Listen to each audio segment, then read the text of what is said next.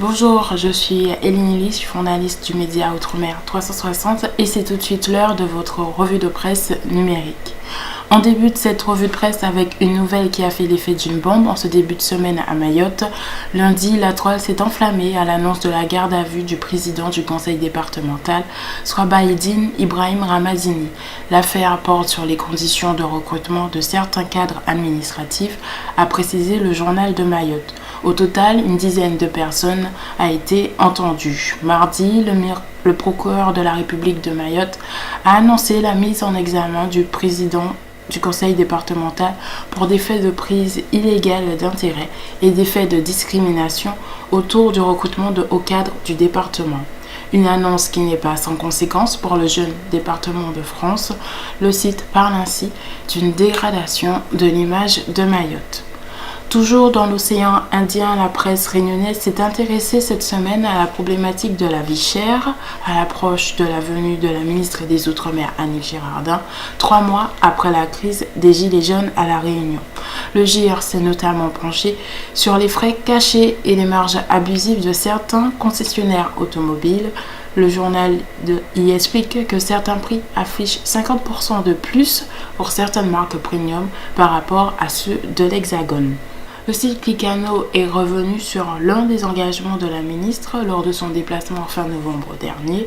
On parle du fameux panier pays. Proposer un panier qui varie tous les mois, composé de denrées issues de l'agriculture locale, est un exercice compliqué, voire un casse-tête, révèle le site réunionnais. Cette semaine, la Nouvelle-Calédonie a pris le tournant des énergies renouvelables. La première centrale photovoltaïque Wiaché, comprenait rayons de soleil en langue kanak, a été inaugurée par Enercal et Promo Sud. La centre de Ouatom constitue une révolution dans le monde du photovoltaïque puisque le système de stockage, couplé à un modèle de prévision météorologique et d'intelligence artificielle, permet de livrer aux gestionnaires du système électrique une énergie prévisible et disponible. Eux aussi se sont engagés à lutter contre le dérèglement climatique. Je veux parler de Moana van der Maissen et de Iona Putua, deux jeunes polynésiens qui ont décidé de faire le tour du monde pour éveiller les consciences sur les effets du réchauffement climatique. Une initiative qui leur a permis de faire la première page de la dépêche de Tahiti. On écoute leur projet. À quoi sert d'avoir toutes les richesses du monde sur une planète qui ne peut plus te nourrir et te protéger? Sans la Terre, sans les océans, sans cette biodiversité magnifique, on est voué à disparaître. Je pense qu'en se donnant tous la main, en allant tous dans le même sens, on est beaucoup plus fort. Seul, on va plus vite, mais à plusieurs, on va plus loin.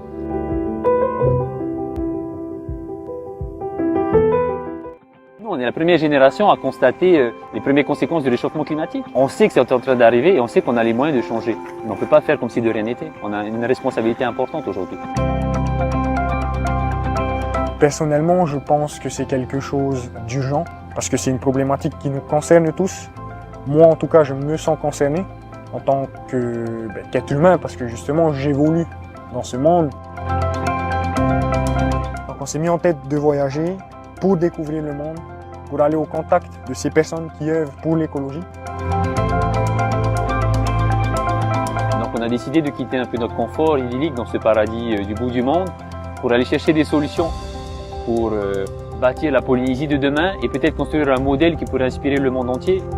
Aller à la rencontre de ces personnes, c'est aussi en quelque sorte se rencontrer soi-même.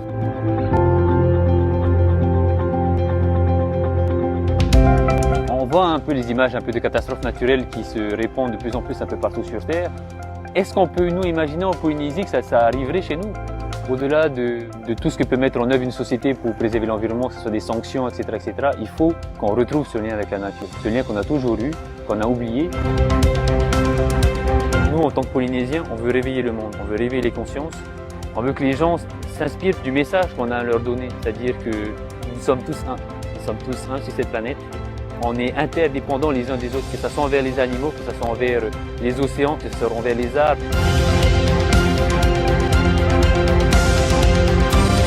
C'est en quelque sorte un message d'espoir, un message de partage qui vient du paradis, qui vient du fait noir, que nous, on souhaiterait pousser le maximum, le plus loin possible. On va y aller avec notre cœur, on va y aller avec notre authenticité, notre simplicité. Fidèle à notre image de Polynésien, à notre côté un peu enjoué, un peu drôle. Donc suivez-nous. On va dire qu'on va sauver la planète à partir d'aujourd'hui, la planète va être sauvée, la vie va être sauvée sur Terre. Nous sommes un. Hoyan Intato. Politique maintenant, pour les élections européennes, le Rassemblement national de Marine Le Pen mise sur les Outre-mer. En Guyane, Jérôme Arbour, le représentant local du Rassemblement national, a de fortes chances d'être en position éligible pour un siège au Parlement de Strasbourg, nous annonce le France Guyane. La seule présence du délégué départemental du Rassemblement national en Guyane dans la délégation qui a fait le déplacement en Martinique et en Guyane, aux côtés de Jordan Berdalal, est déjà un signe fort, explique le quotidien. La Guyane très convoitée par les politiques en ce moment car on a appris la venue du Premier ministre Édouard Philippe les 23 et 24 mars prochains. Il s'agit de la première visite du chef du gouvernement sur le territoire, 2 ans après le mouvement social de mars-avril 2017. Une visite à fort enjeu, affirme le France Guyane, où le Premier ministre devra répondre à la question de l'exploitation aurifère, de l'insécurité, l'immigration, l'habitat insalubre et illégal. En attendant, c'est le député européen Yannick Jadot qui sera prochainement en Guyane du 21 au 23 mars prochain, accompagné de sa collègue Michèle Rivasi.